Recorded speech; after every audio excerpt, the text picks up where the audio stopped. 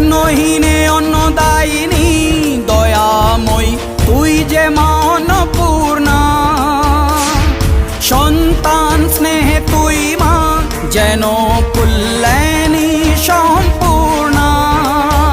তোর কথা যেন মন্ত্রোচ্চারণ, বজ্র সম কঠিন অনুশাসন।